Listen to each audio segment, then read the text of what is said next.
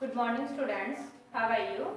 आज हम 12वीं कक्षा में पहली कविता जिसका नाम है आत्म परिचय, ये हम पहले इसके 3 पैराग्राफ पढ़ चुके हैं। आज हम चौथा और 5वां पैराग्राफ इसका पढ़ेंगे। आइए हम पढ़ते हैं कविता। मैं और जब और कहाँ का नाता, मैं बना कितने जब रोज मिटा था, जब जिस पृथ्वी पर जोड़ा करता वैभव, मैं प्रति पग से उस पृथ्वी का ठकुराता। मैं निज रोदन में राख लिए फिरता हूँ, मैं शीतल वाणी में आग लिए फिरता हूँ। हो जिस पर भूपों के प्रासाद निछावर, मैं वह खंडर का भाग लिए फिरता हूँ। मैं पहले आपको थोड़े से इसमें शब्दार्थ बता देती हूँ कि वैभव का अर्थ क्या है, धन। इसके बाद क्या है, प्रतिपग, प्रत्येक क्षण मीन्स हर कदम पर। आगे है निज, निज का यहाँ पर अर्थ क्या है, अपना। उसके बाद है भूपों के, राजाओं के। आगे है निछावर, निछावर का अर्थ है अर्पण या फिर खुद को समर्पित कर देना। उसके बाद है भाग, भाग का अर्थ है अंश। उसके बाद हमारा है रोदन, रोदन का अर्थ यहाँ पे क्या है, रोना या दुख। प्रासाद होते हैं महल, खंडहर टूटा फूटा महल। अब हम कविता पढ़ेंगे। मैं और जग और कहाँ का नाता। यहाँ पे कवि क्या कहना चाहता है कि मेरा इस संसार से कोई भी संबंध नहीं है। आगे कवि क्या कहता है कि मैं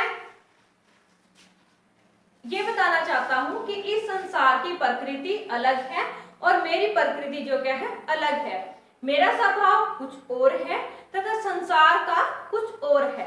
उसके बाद वो कहता है कि मेरी कोई और मंजिल है और इस संसार, स्वार्थी संसार की मंजिल कोई और है।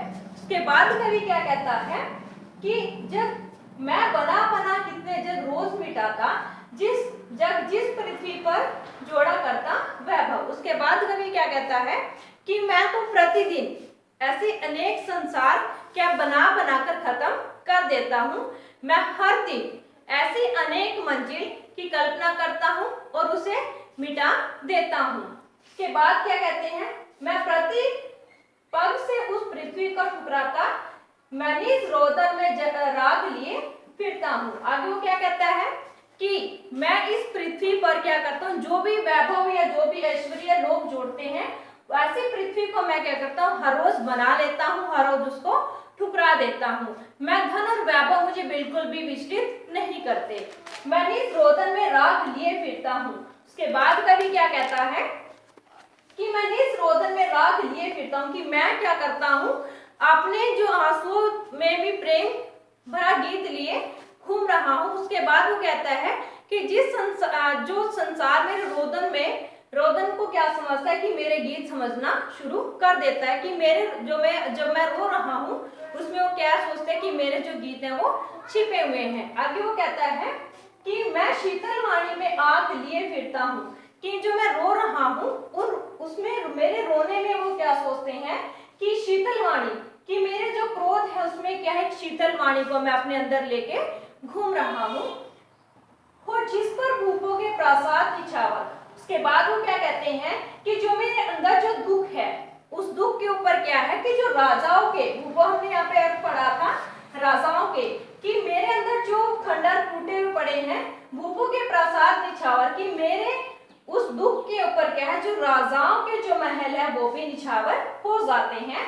मैं वह खंडर का भाग लिए फिरता हूँ, कि मैं अपने अंदर ऐसे टूटे फूटे महल को लिए फिरता हूँ कि उनके ऊपर क्या, भूपों के राजाओं के जो महल है वो भी निछावर हो जाते हैं। मेरे अंदर जो खंडर है वो उसकी क्या है, जो कीमत है वो अमूल्य है, उसकी कोई भी कीमत नहीं है। उसके बाद हम 5वां पैरा करते हैं। मैं रोया इसको तुम कहते हो गाना, मैं फूट पड़ा तुम कहते हो छंद बनाना। क्यों कवि कहकर संसार मुझे अपनाए, मैं दुनिया का हूँ एक नया दीवाना। मैं दीवानों का वेश लिए फिरता हूँ, मैं मादकता निशेष लिए फिरता हूँ। जिसको सुनकर जब झुके लहराए, मैं मस्ती का संदेश लिए फिरता हूँ। हम पहले इसके थोड़े से शब्दार्थ करवाना चाहूंगी आपको। फूट पड़ा का अर्थ है जोर से रोया या जोर से रोना शुरू कर देना। उसके बाद है दीवाना। दीवाना है प्रेम करने वाला। उसके बाद है छंद बनाना, कविता लिखना। आगे है दीवानों का, प्रेमियों का। उसके बाद जो है मादकता, मादकता का अर्थ क्या है यहाँ पर? नशा।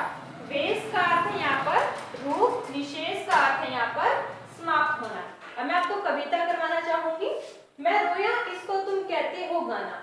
वो कवि क्या कहता है कि जब जब मैं रोया हूँ तो दुनिया मुझे क्या सोचती है कि मैं तो क्या है अपने दुख की भावना को जब मैं लेकर रोया हूँ तो वो क्या कहते हैं कि तुम तो क्या कर रहे हो, गाना गा रहे हो।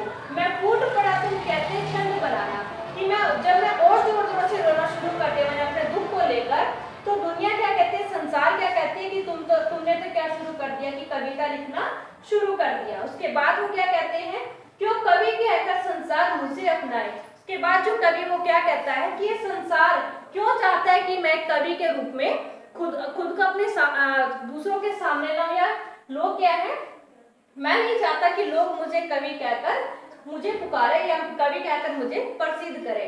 मैं दुनिया का हूँ एक नया दीवाना। उसके बाद कवि क्या कहता है कि मैं तो क्या हूँ, दुनिया का एक नया दीवाना हूँ जो अपने प्रेम की, जो मैं क्या अपने प्रेम मैं दुनिया का हूँ एक नया दीवाना। वो क्या कहते हैं कि मैं तो संसार का एक नया दीवाना हूँ जो अपने दुख को लिए हुए संसार में घूम रहा हूँ। मैं दीवानों का वेश लिए फिरता हूँ। क्या कहते हैं कि मैं तो क्या हूँ, प्रेम करने वालों का एक नया रूप धारण कर कर घूम रहा हूँ। मैं मादकता निशेष लिए फिरता हूँ। उसके बाद वो क्या कहते हैं, मादकता का यहाँ पर हमने अर्थ किया था नशा, कि मैं जो मेरे ऊपर जो प्रेम का जो नशा छाया है मैं उसको क्या अपने अंदर लेकर घूम रहा हूँ। अभी वो जो मादकता का नशा, जो प्रेम का जो नशा है, कहीं ना कहीं वो जो मेरे दिल में है वो थोड़ा बहुत अभी भी बचा हुआ है। उस मादकता का जो प्रेम का जो रूप है कहीं ना कहीं वो अभी मेरे अंदर है, और मैं उसी को क्या हूँ इस संसार में लेकर घूम रहा हूँ।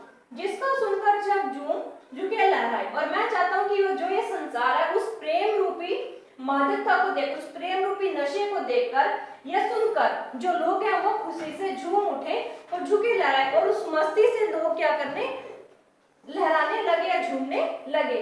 मैं मस्ती का संदेश लिए फिरता हूँ। उसके बाद वो कवि क्या कहता है कि मैं तो इस संसार को ये दिखाना चाहता हूँ कि जो इंसान है वो दुख में भी खुश रह सकता है, कि दुख में भी वो मस्ती कर सकता है। इसलिए मैं क्या है कि मैं इस संसार को एक संदेश देना चाहता हूँ कि इंसान को क्या है, सुख के साथ साथ दुख में भी मस्ती से रहना चाहिए, दुख में भी खुश रहना चाहिए।